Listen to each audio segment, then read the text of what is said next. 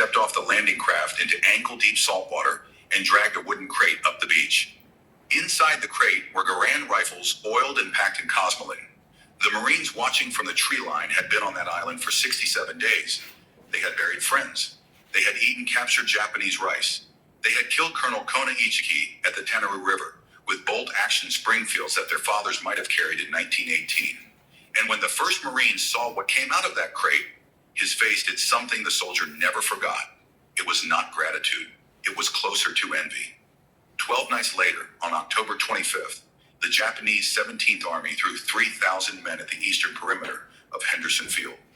The American Division's 164th Infantry Regiment, those same North Dakota National Guardsmen, stood in the rain alongside Chesty Puller's 1st Battalion, 7th Marines. The Japanese broke against the line. They came in waves. They were cut down in waves. And the men who survived would later describe a single new variable that nobody on the Japanese side had been briefed on.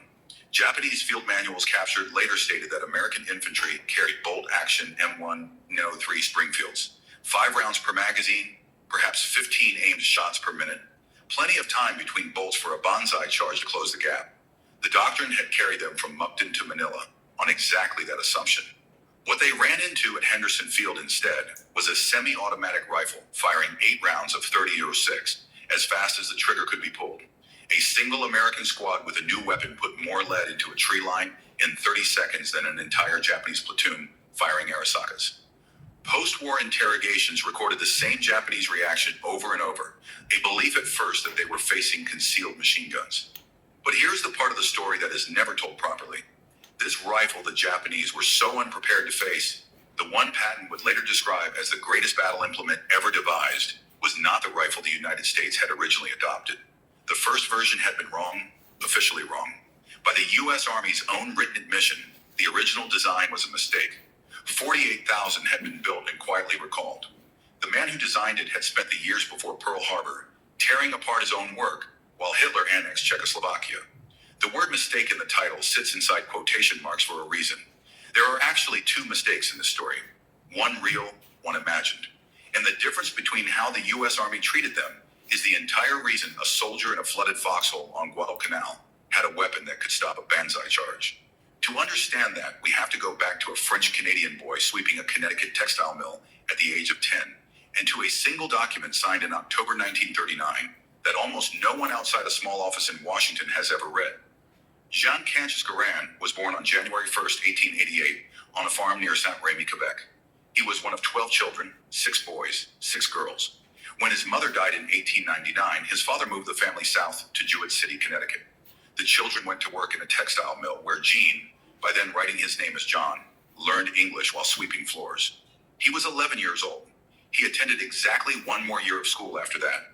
The man who would design the rifle of the American century stopped being a student at age 12. What he had instead was an obsession with machines and an obsession with shooting.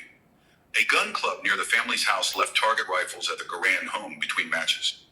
John taught himself to shoot.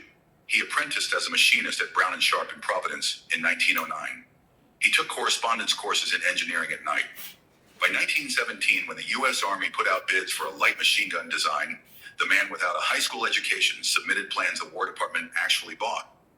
On November 4th, 1919, he reported for work as a consulting engineer at Springfield Armory in Massachusetts.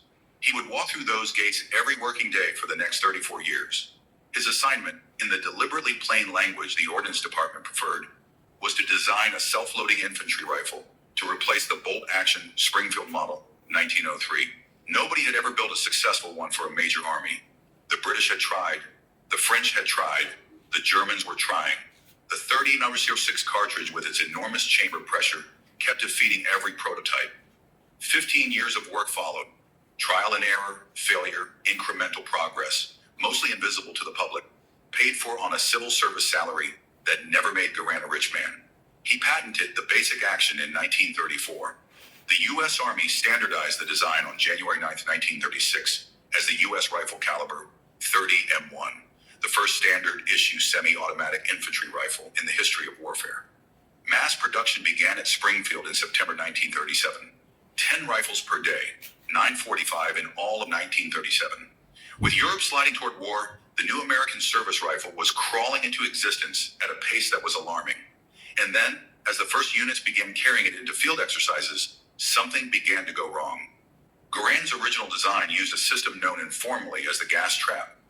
After the bullet left the barrel, expanding gas was caught between the muzzle and a screw-on metal cap, then redirected backward through a cylinder where it pushed a piston that worked the action. It was elegant on paper.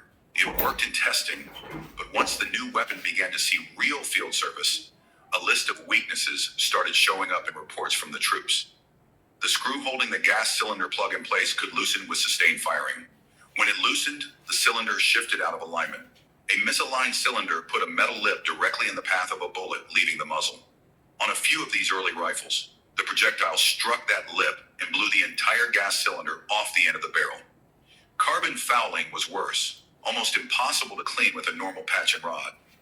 Veteran armorers later said that getting hardened carbon out of an early gas trap sometimes required a chisel. The bayonet mount on that same cylinder was not as rigid as the infantry wanted. A man fixing bayonets for a charge needed his blade locked tight, not wobbling on a screw-on collar.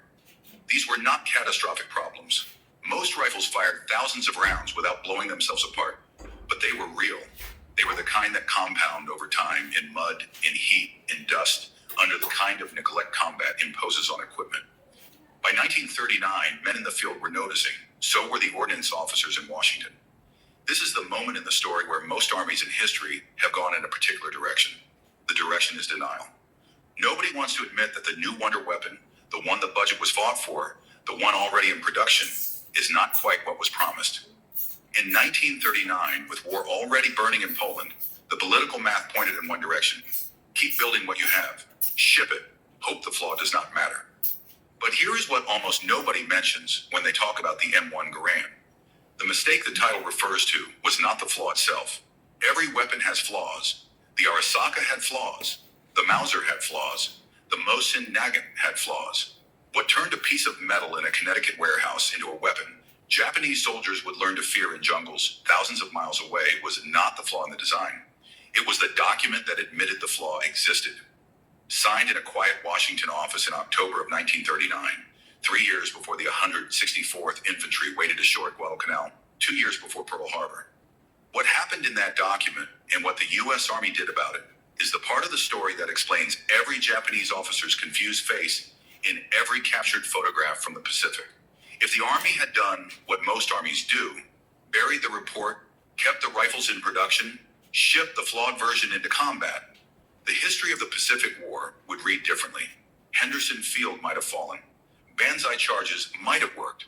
None of those things happened, and the reason starts with one signature on one piece of paper 3 years before the war. March 8th, 1939. Office of the Chief of Ordnance, Washington, D.C. Major Guy H. Drury, an ordnance officer with a long career in small arms development, sat down at his desk and typed a letter to Lieutenant Colonel Raymond Marsh at Fort Benning, Georgia. The letter, which still exists in the Springfield Armory archives, is one of the more remarkable documents in the institutional history of the United States military, and it is almost entirely unknown outside the small community of M1 collectors and historians. Drury wrote about something he and John Garand had been quietly working on for months, a redesigned front end. The gas trap was out.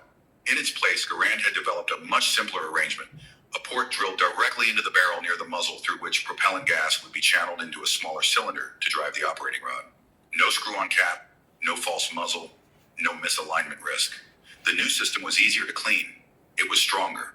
It locked the bayonet to the barrel itself, and it could be manufactured faster than the old design. Drury told Marsh that the new front end had been put through a 10,000 round test. The functioning, he wrote, was very good. A few minor changes were still needed.